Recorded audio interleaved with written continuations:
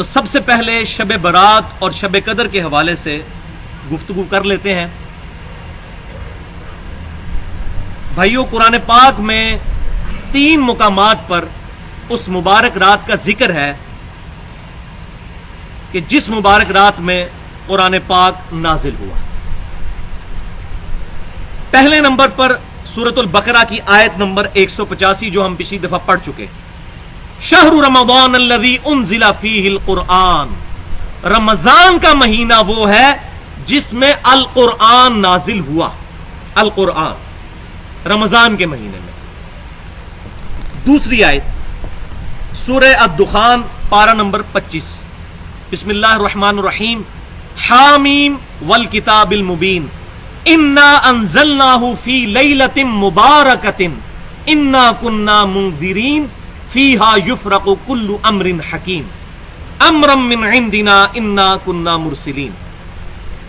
حامیم، اس روشن کتاب کی قسم، بے شک ہم نے اس کتاب کو ایک مبارک رات میں نازل کیا. فیہا یفرق کل امر حکیم، اس رات میں جس میں اہم کام بانٹ دیے جاتے ہیں، بڑے اہم فیصلے اس رات میں ہوتے ہیں. امرا من عندنا انا کنا مرسلین، اور یہ تمام کے تمام کام ہماری طرف سے سپرد کیے جاتے ہیں اور ہم ہی فرشتوں کو بھیجنے والے ہوتے ہیں. اور تیسرا مقام آیا ہے پوری سورت اس مبارک رات کے اوپر، سورۃ القدر پارہ نمبر 30 میں. بسم اللہ الرحمن الرحیم. انا انزلناہ فی لیلۃ القدر، بے شک اس قرآن کو ہم نے ایک عزت والی قدر والی رات میں نازل کیا. وما ادراک ما لیلۃ القدر، اور تمہیں کیا پتا کہ لیلۃ القدر کیا ہے؟ لیلۃ القدر خیر من الف شہر، یہ وہ رات ہے جو کہ 1000 مہینوں سے افضل ہے. 83 سالوں سے افضل ہے اس کے اندر عبادت کرنا. تنزل الملائکۃ والروح فیہا باذن ربہم من کل امر سلام، اس میں فرشتے نازل ہوتے ہیں اور فرشتوں کے سردار روح قدس بھی یعنی سیدنا جبریل علیہ السلام بھی نازل ہوتے ہیں اپنے رب کے اذن سے. من کل امر، تمام کاموں کو لے کر. وہی بات جو سورہ الدخان میں آئی تھی، فیہا یفرق کل امر حکیم، تمام اہم کام اس رات میں بانٹ دیے جاتے ہیں. سلام، یہ رات سلامتی کی ہے. ہی حتی مطلع الفجر، اور یہ جو معاملات ہیں سلامتی والے اور یہ احکام نازل ہونے والے، یہ فجر کا وقت داخل ہونے تک رہتے ہیں پوری رات. تو یہ رات ہے جس کو ہم شب قدر کہتے ہیں، جو رمضان المبارک کے آخری عشرے کی طاق راتوں میں آتی ہے. وہ آگے ڈیٹیل احادیث آ گئی. تو یہ ہے شب قدر. اور وہ جو ہمارے معاشرے کے اندر یہ مشہور ہے کہ شب برات کے اندر اہم فیصلے ہوتے ہیں، رزق لکھ دیا جاتا ہے اور باقی ساری چیزیں، وہ بیسیکلی اس رات کے بارے میں ہے جو لیلۃ القدر بھی ہے اور لیلہ مبارکہ بھی ہے. تو یہ قرآن پاک کی 3 آیات سے بالکل واضح ہو گیا. اب چونکہ ضعیف احادیث کا ہی فتنہ ہے جس کی وجہ سے امت کے اندر بگاڑ پیدا ہوا، اسی لیے محدثین نے محنت کر کے صحیح احادیث کے مجموعے الگ کیے، اور یہی وہ ضعیف احادیث ہیں جنہوں نے لوگوں کو منکرین حدیث بنایا ہے. اس پہ میری پوری گفتگو ہے مسئلہ نمبر 35 کے نام سے اہل سنت پاک.com پر 1 گھنٹہ اور 35 منٹ کی گفتگو، منکرین حدیث کے فتنے کا تحقیقی جائزہ. اس میں مرکزی پوائنٹ یہ ہے کہ منکرین حدیث پیدا ہی اس لیے ہوئے کہ جب وہ احادیث بھی جو قرآن سے واضح ٹکراتی ہیں ان کو بنیاد بنا کر سیرمنیز سیلیبریٹ کی گئیں، تو لوگوں نے کہا ہم ساری حدیثوں کو نہیں مانیں گے. وہ دوسری ایکسٹریم پہ پھر لوگ نکل گئے. تو الحمدللہ قرآن پاک سے یہ بات پتہ چلی کہ یہ لیلۃ القدر یا لیلہ مبارکہ وہی رات ہے جو رمضان شریف کے اندر آتی ہے. اب میں یہاں چاہ رہا ہوں کہ وہ 4 حدیثیں جس کی بنیاد پر ہمارے سب کانٹیننٹ میں 2 بھاری فرقے جو اپنے آپ کو اہل سنت کہتے ہیں، فخریہ نمبر 1 بریلوی اور نمبر 2 دیوبند، ان کے علماء نے احادیث کی کتابوں سے جب اس کی شرح کرتے ہوئے یہاں تک دھوکہ کھایا کہ جی آخر اس رات کی کوئی نہ کوئی تو حقیقت ہوگی، تبھی تو یہ روایتیں آئی ہوئی ہیں کتابوں میں، اور اس کی وجہ سے ایک دروازہ کھل گیا. پھر وہ ایک جو فارمولہ اپنایا ہوا ہے کہ جی فضائل کے اندر ضعیف حدیث بھی ایکسیپٹیبل ہے، لیکن فضائل بھی پھر وہ ہونے چاہیے جو اپنے فرقے کے ہوں. یہ انگوٹھا چومنے پہ بھی تو کتنی ضعیف حدیثیں موجود ہیں، لیکن چونکہ بریلوی کرتے ہیں لہذا دیوبندی کہیں گے نہیں نہیں یہ تو بدعت ہے. تو اب ضعیف حدیث کیوں نہیں فضائل پہ لیتے؟ فضائل اعمال میں جو آئے گی وہی لی جائے گی. تو 2 نمبر پالیسی نہیں، ایک رہے. ضعیف حدیث صحیح مسلم کے مقدمے میں امام مسلم نے کیٹیگوریکل مینشن کر دیا کہ ضعیف حدیث نہ فضائل میں لی جائے گی اور نہ احکامات کے اندر لی جائے گی. اس میں میری پوری ڈیٹیل کے ساتھ گفتگو ہے اہل سنت پاک.com پر. مسئلہ نمبر 36 کے نام سے اپنی نوعیت کی منفرد گفتگو جو میں الحمدللہ علی وجہ بصیرت کہہ رہا ہوں، کسی بندے نے اس طریقے سے ضعیف حدیث کے فتنوں کو ایڈریس نہیں کیا. ضعیف الاسناد احادیث کے فتنے کا تحقیقی جائزہ 1 گھنٹہ 25 منٹ کی گفتگو مسئلہ نمبر 36 کے نام سے اہل سنت پاک.com پہ رکھی ہوئی ہے کہ ضعیف حدیثوں نے یہ سارے فتنے کھڑے کیے ہیں. ضعیف الاسناد احادیث، جب سند صحیح ہوگی تو پھر وہ حدیث صحیح ہو جائے گی.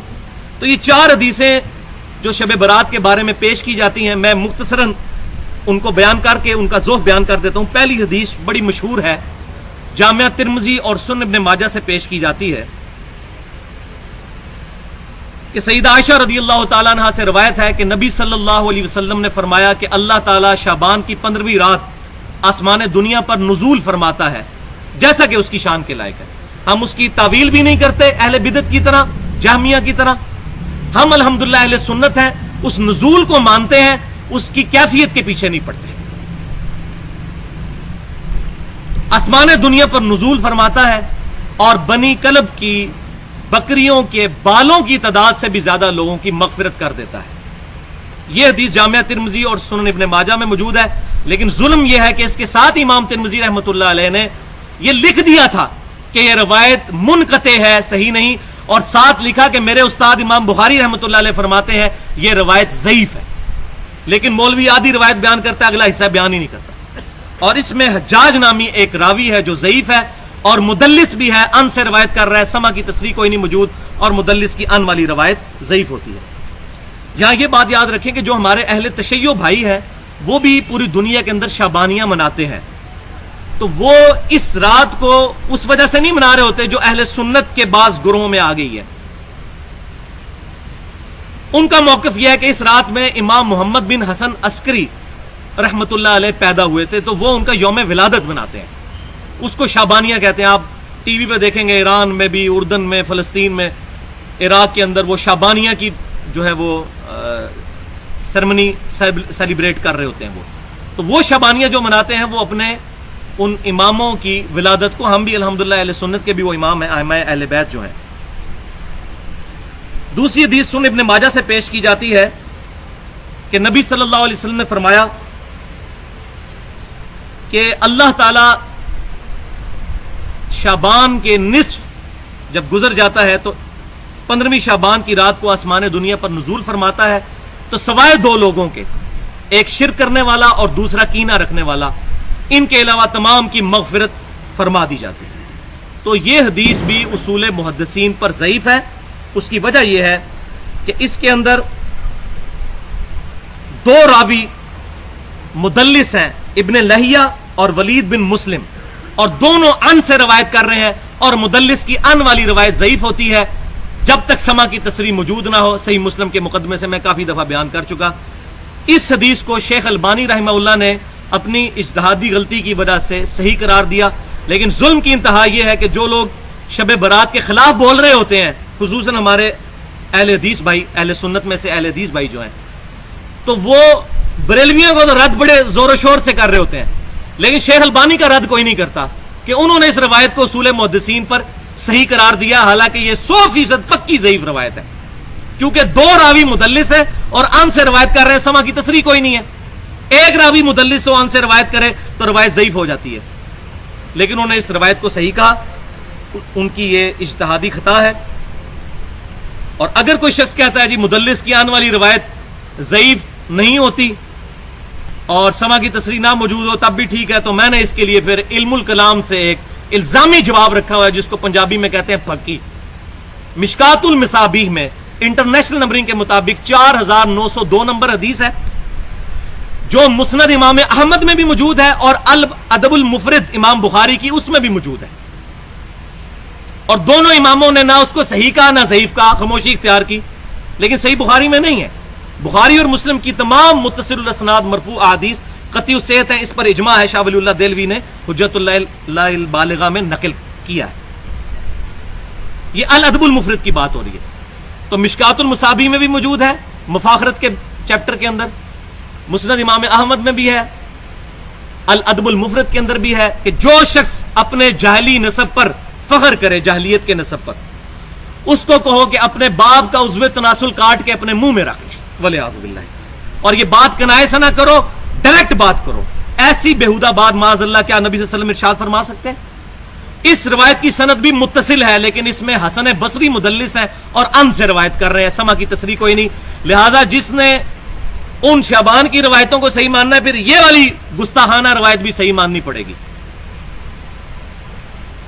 جبکہ صحیح بخاری اور مسلم کی متفق علیہ حدیث ہے کہ نبی صلی اللہ علیہ وسلم میں کنواری لڑکیوں سے زیادہ شرم و حیا تھی. آپ صلی اللہ علیہ وسلم اس طرح کی گفتگو فرما ہی نہیں سکتے. اور اس سے بڑھ کر قرآن پاک میں ہے وَإِنَّكَ لَعَلَىٰ خُلُقٍ عَظِيمٍ، اے امام اعظم محمد رسول اللہ صلی اللہ علیہ وسلم، اے ہمارے محبوب، آپ بے شک اخلاق کے اعلیٰ ترین درجے پر فائز ہیں. الحمدللہ. تیسری حدیث سنن ابن ماجہ سے پیش کی جاتی ہے کہ نبی صلی اللہ علیہ وسلم نے فرمایا کہ شعبان کی 15ویں رات کا قیام کرو.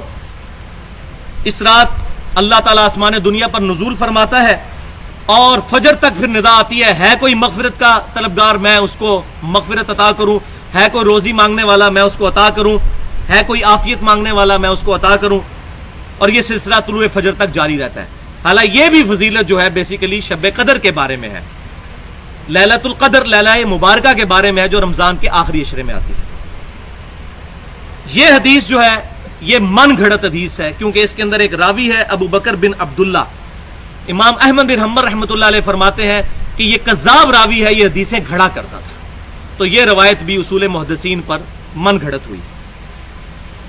یہاں یہ بات یاد رکھیں کہ صحیح بخاری اور مسلم کی متفق علیہ حدیث ہے کہ اللہ تبارک و تعالی ہر رات کو جب آخری 1/3 رات رہ جاتی ہے، یعنی اگر 6 گھنٹے کی رات ہے تو آخری 2 گھنٹے میں آسمان دنیا پر نزول فرماتا ہے ہر رات پورا سال.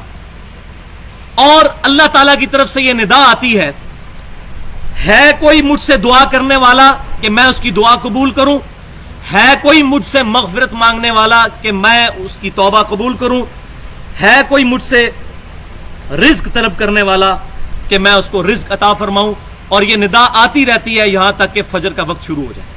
تو بیسیکلی یہ تو روزانہ کے لیے تھا، لیکن شیطان نے دیکھا کہ کوئی آخری پیر میں اٹھ کے تہجد پڑھ کے اللہ تعالیٰ سے لوئی نہ لگا لے، ان کو سلا دو پورا سال میں 1 رات بتا دو، اس میں یہ لگے رہے. ہاں جو صحیح سند سے ثابت ہے اس کو ہم مانتے ہیں، وہ امت کے لیے تحفہ ہے لیلۃ القدر کا. تو لیلۃ القدر ہی شب برات بھی ہے، آزادی کی رات. یہ نام سے ہمیں کوئی چڑ نہیں ہے. شب برات کہتے ہیں لفظ نہیں شابت، تو شب قدر کی تو ثابت ہے، شب تو فارسی میں ہے. تو یہ علم الکلام کی بات ہے، یہ الفاظ استعمال کرنے میں کوئی حرج نہیں، ٹرانسلیشن ہوتی ہے. تو شب قدر ہو، شب برات، یہ تمام چیزیں رمضان المبارک کے آخری عشرے میں جو تاک راتوں میں ایک رات ہے جس کے بارے میں یہ فضیلت ہے. اسی معاملے میں میری 1 گھنٹے کی گفتگو ہے مسئلہ نمبر 41 کے نام سے اہل سنت پاک.com پر، نور من نور اللہ، وحدت الوجود اور علم الکلام کے متعلق. اللہ تعالیٰ کی اسماء اور صفات کے بارے میں کیا عقیدہ ہونا چاہیے. ایک طرف جہمیہ کا عقیدہ ہے جو اللہ تعالیٰ کو عرش پہ نہیں مانتے، اور دوسری طرف جہلا ہے جو اللہ تعالیٰ کو معاذ اللہ عرش پر ویسے مانتے ہیں، چند جاہل لوگ، کہ جیسے میں کرسی پہ بیٹھا ہوں، معاذ اللہ استغفر اللہ. چند جاہل لوگوں کا یہ عقیدہ ہے. الحمدللہ باقی اہل سنت کا، اصحاب الحدیث کا یہی عقیدہ ہے کہ اللہ تعالیٰ اپنے عرش پر مستوی ہے اپنی شان کے لائق، اور اس کی ہم کوئی تعویل نہیں کرتے کہ عرش سے مراد غلبہ ہے، جیسا کہ المحند علی المفند میں شیخ خلیل احمد سہارنپوری صاحب نے لکھا کہ ہم اللہ تعالیٰ کو عرش پہ نہیں بلکہ یہ غلبہ مانتے ہیں. تو یہ جہمیہ کا عقیدہ ہے. اسی طریقے سے بریلوی عالم نے بہار شریعت کے مقدمے میں یہ بات لکھ دی کہ ہم اللہ تعالیٰ کو عرش پہ نہیں مانتے، ہم یہ کہتے ہیں کہ اللہ تعالیٰ عرش پر مستوی ہے اپنی شان کے لائق، اور ہماری رگے جہاں سے بھی قریب ہے اپنی شان کے لائق. اس کے لیے لیس کمثلہ شیء، اس کی مثل کوئی شے نہیں. میں نے ڈیٹیل کے ساتھ الحمدللہ ہر اعتبار سے وسوسے سیٹل کی ہیں. اس میں مسئلہ نمبر 41 نور من نور اللہ، وحدت الوجود اور علم الکلام کے اوپر ڈیٹیل بحث کی ہے. وہ ڈیٹیل کسی کو سننی ہو تو وہاں سے سن سکتا ہے۔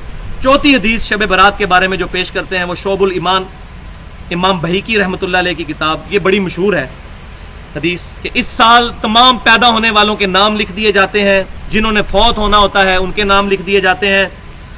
اس رات اعمال جو ہیں وہ اللہ کی بارگاہ میں پیش کیے جاتے ہیں، اللہ کی طرف سے خاص رزق نازل ہوتا ہے۔ یہ روایت بھی منقطع ہے، اس کی وجہ یہ ہے کہ ایک سند اس کی منقطع، یعنی وہ راوی کی آپس میں جو ہے وہ زمانہ ہی نہیں پایا ہوا، اور دوسری روایت میں ابن کثیر جو ہے العبدی وہ ضعیف راوی ہے، لہذا اصول محدثین پہ یہ روایت بھی ضعیف ہے۔ البتہ ایک صحیح حدیث موجود ہے شعبان المبارک کے بارے میں صحیح سند کے ساتھ، وہ سنن نسائی کے اندر ہے کہ آپ صلی اللہ علیہ وسلم شعبان المبارک میں کثرت سے روزے رکھا کرتے تھے۔ اب یہ چونکہ کریٹیکل حدیث ہے، اب میں دو نمبری نہیں کروں گا کہ میں شب برات کا رد کر رہا ہوں تو میں یہ حدیث چھپا جاؤں، کیونکہ الحمدللہ میں نے تو وہ حق بات کرنی ہے جو اہل سنت کا عقیدہ ہے اصحاب الحدیث کا، وہ بیان کرنا ہے کسی فرقے کی پرواہ کیے بغیر۔ تو یہ کریٹیکل حدیث ہے، لہٰذا میں اس کی انٹرنیشنل نمبرنگ بھی آپ کو بتا دیتا ہوں۔ 2359 سنن نسائی کے اندر۔ شیخ البانی رحمہ اللہ بھی اس کو صحیح کہتے ہیں، شیخ زبیر علی زئی صاحب نے بھی اس کی صحت پر حکم لگایا ہے، مشکات المصابی کے اندر بھی انہوں نے ایک جگہ پہ اس کا ذکر اشارتاً کر دیا ہے۔ سنن نسائی کی حدیث ہے کہ نبی صلی اللہ علیہ وسلم شعبان میں کثرت سے روزے رکھتے تھے۔ پوچھا گیا یا رسول اللہ صلی اللہ علیہ وسلم آپ شعبان میں کثرت سے روزے کیوں رکھتے ہیں؟ تو آپ صلی اللہ علیہ وسلم نے فرمایا کہ اکثر لوگ اس مہینے کی فضیلت سے غافل ہیں، جبکہ اس مہینے میں نامہ اعمال اللہ کی بارگاہ میں پیش کیے جاتے ہیں، اور میں یہ چاہتا ہوں کہ جب میرا نامہ اعمال اللہ کی بارگاہ میں پیش ہو تو میں روزے کی حالت سے الحمدللہ۔ اور صحیح بخاری اور مسلم کی متفق علیہ حدیث ہے کہ آپ صلی اللہ علیہ وسلم رمضان المبارک کے بعد سب سے زیادہ روزے اس مہینے میں رکھتے تھے، اور مسلم کی روایت میں یہ ہے کہ پورا مہینہ ہی روزہ رکھتے تھے، پورا مہینہ شعبان کا آپ صلی اللہ علیہ وسلم روزہ رکھا کرتے تھے۔ تو اب اگر شعبان میں کوئی شخص وہ 3 روزے رکھ لے، جس کے بارے میں صحیح مسلم میں حدیث ہے کہ آپ صلی اللہ علیہ وسلم نے فرمایا جو شخص مہینے میں 3 روزے رکھ لے، ایام 20 کے روزے، چاند کی 13، 14 اور 15، تو وہ شخص ایسا ہوگا جیسا کہ وہ پورا سال روزہ رکھنے والا ہے۔ آپ صلی اللہ علیہ وسلم بھی ان روزوں کا اہتمام کرتے تھے۔ سنن نسائی میں صحیح سند کے ساتھ موجود ہے کہ آپ صلی اللہ علیہ وسلم سفر ہو یا حضر، آپ صلی اللہ علیہ وسلم مہینے میں یہ 3 روزے کبھی نہیں چھوڑتے تھے، چاند کی 13، 14 اور 15 ایام 20 کے روزے۔ بلکہ صحیح بخاری اور مسلم کی متفق علیہ حدیث ہے، سیدنا ابو ہریرہ رضی اللہ تعالیٰ عنہ کہتے ہیں کہ میرے محبوب صلی اللہ علیہ وسلم نے مجھے وصیت کی تھی کہ مہینے میں یہ 3 روزے ضرور رکھنا، 3 باتوں کا عہد لیا تھا، 3 روزے رکھنا، روزانہ اشراق کی، چاشت کی، دوحہ، یہ تینوں ایک ہی نماز، اوابین، یہ تینوں ایک ہی نماز کے نام ہیں، یہ نماز پڑھنا، اور تیسری چیز سونے سے پہلے وتر کی نماز ادا کر لینا۔ اب کنکلوژن ان تمام باتوں کا یہ ہوا کہ شب برات اور شب قدر یہ ایک ہی رات کے نام ہیں، لہذا جو 15ویں شعبان کی رات کو رات منائی جاتی ہے وہ ثابت نہیں، البتہ ان ضعیف روایتوں کی وجہ سے جس پر یہ ذوف نہ کھلا ہو اور وہ یہ کام کر لے، ہم اس پر کوئی بدعت کا فتویٰ نہیں لگاتے۔ اس کی وجہ یہ ہے کہ ہم اہل سنت کا منہج یہ ہے کہ کسی پر فتویٰ نہ لگایا جائے، اس کی غلطی اس پر احسن طریقے سے پوائنٹ آؤٹ کر دی جائے۔ اب شب قدر سے متعلق پرٹیکولر جو احادیث ہیں وہ بھی سن لیجئے۔ 10 احادیث اس میں بیان کروں گا۔ پہلی حدیث صحیح بخاری اور صحیح مسلم کی متفق علیہ حدیث ہے کہ آپ صلی اللہ علیہ وسلم نے فرمایا جو شخص ایمان اور احتساب کے ساتھ، احتساب 3 چیزوں کا نام ہے، اخلاص، ثواب اور اصلاح نفس کی نیت سے رمضان المبارک میں شب قدر کا قیام کر لے گا، اللہ تعالیٰ اس کے پچھلے سارے گناہ معاف کر دے گا۔ لیکن اس سے مراد صغیرہ گناہ ہے، میں پچھلی دفعہ بھی صحیح مسلم کی بتا چکا حدیث کہ کبیرہ گناہ صرف توبہ سے معاف ہوتے ہیں، نیک اعمال سے معاف نہیں ہوتے۔ اس پر میری پوری گفتگو ہے 50 منٹ کی تقریباً اہل سنت پاک.com پر، مسئلہ نمبر 18 کے نام سے توبہ اور گناہ کبیرہ کے متعلق۔ دوسری حدیث بھی متفق